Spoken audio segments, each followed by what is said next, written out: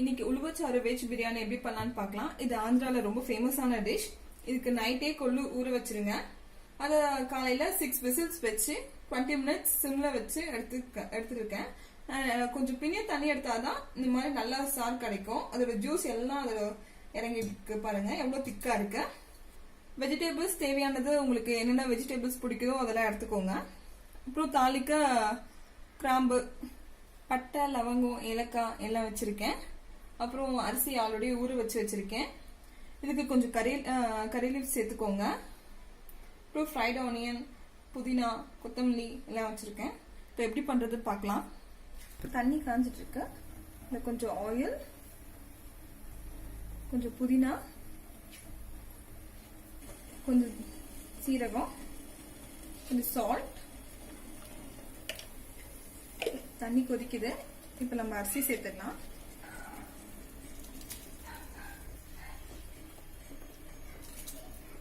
இது 3/4 வேக்காடு மட்டும் வெந்தா போதும். அப்புறம் வடிச்சு தனியா வச்சுக்கோங்க. இப்ப குக்கர் வச்சிருக்கேன். குக்கர்ல தான் எனக்கு நான் பண்ண போறேன்.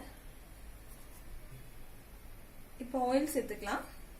இப்போ நம்ம பட்டை, லவங்கம் எல்லாம் சேர்த்துக்கலாம். தாளிக்க வேண்டியது. பச்சை மிளகாய் சேர்த்துக்கலாம்.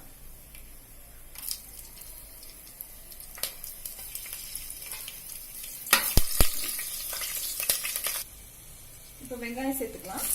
வெங்காயம் நல்லா வதங்கணும். இதுல கொஞ்சம் சால்ட் சேர்த்துக்கலாம். சீக்கிரம் வதங்கிடும்.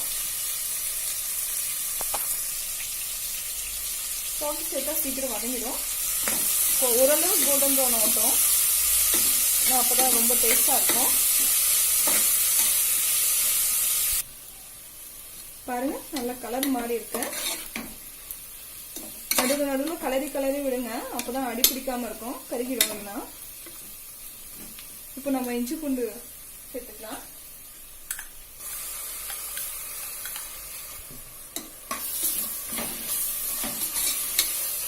நல்லா பச்சை ஸ்மெல் போற வரைக்கும் வதக்குங்க. இப்போ நல்லா ரா ஸ்மெல் போயிடுச்சு. கறிவேப்பிலை சேர்த்துக்கலாம். இந்த டிஷ்க்கு கறிவேப்பிலை ரொம்ப நல்லா இருக்கும். ஸ்மெல் நல்லா இருக்கும். இப்போ காயெல்லாம் சேர்த்துக்கலாம். பச்சை பட்டாணி சேர்க்கிறேன். பீன்ஸ், காலிஃப்ளவர், பொட்டேட்டோ,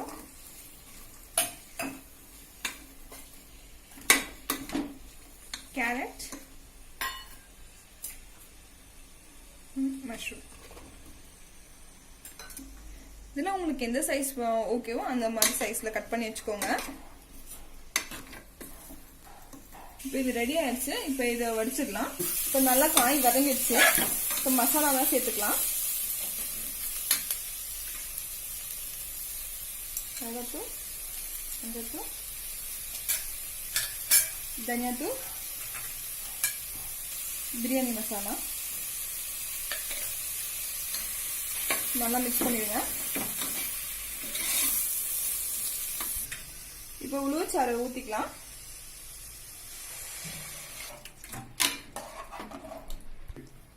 இப்போ இது நல்லா கொதிக்கட்டும். காயும் அதில் வெந்துடும்.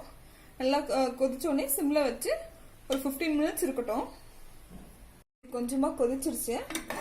இப்போ கொஞ்சமாக புளி தண்ணி சேர்த்துக்கலாம். ஏன்னா இதில் லெமன், தக்காளி எதுவும் சேர்க்கல. இப்போ இது காயெல்லாம் நல்லா வேகட்டும். இப்போ காயெல்லாம் வெந்துருச்சு. இப்போ நம்ம புதினா சேர்த்துக்கலாம். கொத்தமல்லி கொஞ்சம்,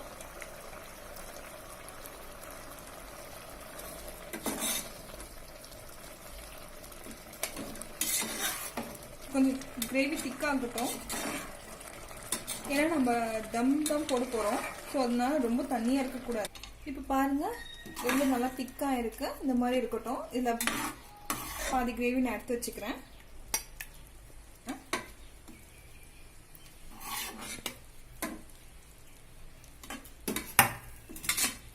இதுல ரைஸ் சேர்த்துக்கலாம்.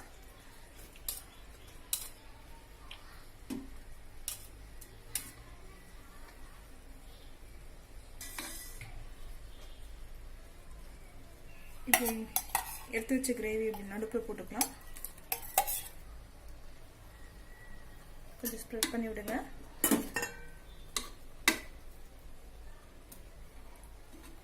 கொஞ்சம் ஃப்ரைட் ஆனியன் சேர்த்துக்கிறேன். கொஞ்சமா புதினா நல்லா பொடியா கட் பண்ணி வச்சிருக்கேன். இப்போ மீதி ரைஸ் சேர்த்துக்கலாம். இதுக்கு மேல கொஞ்சம் ஃப்ரைட் ஆனியன்ஸ்,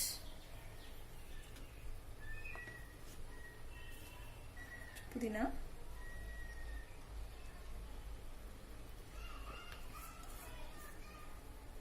வீட்டை குங்குமப்பூ இருந்தா அதுவும் சேர்த்துக்கோங்க, இன்னும் நல்லா இருக்கும்.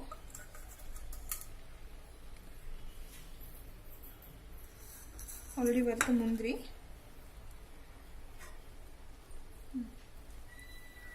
இதை க்ளோஸ் பண்ணி மேலே ஒரு ஏதாவது கொஞ்சம் வெயிட் எடுத்துக்கலாம். இந்த மாதிரி மேலே ஏதாவது ஒரு தண்ணி வைங்க. இப்போ இது 15 minutes சிம்லே குக் ஆகட்டும். இல்லை அப்போதான் ரைஸ்லாம் வேகும்.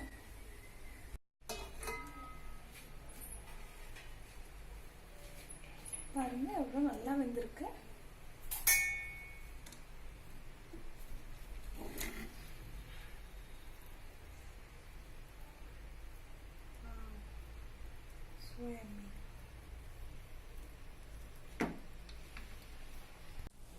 பாருங்க எவ்வளோ நல்லா வந்திருக்கு. உங்களுக்கு இந்த ரெசிபி பிடிச்சிருந்தா லைக் பண்ணுங்க, கமெண்ட் பண்ணுங்க, ஷேர் பண்ணுங்க, மறக்காம சப்ஸ்கிரைப் பண்ணுங்க. தேங்க்யூ.